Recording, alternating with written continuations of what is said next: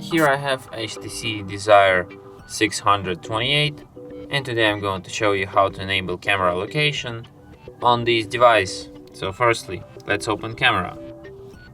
Then tap here, tap on the gear icon to access its settings,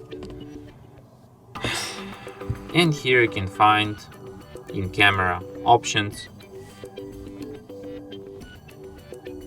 No, not here. Location we can find in general settings, and here you can geo tag photos. So yeah, that's how you can enable this feature. And that's it. Thanks for watching. If you find this tutorial useful, don't forget to hit that like button and subscribe to our channel.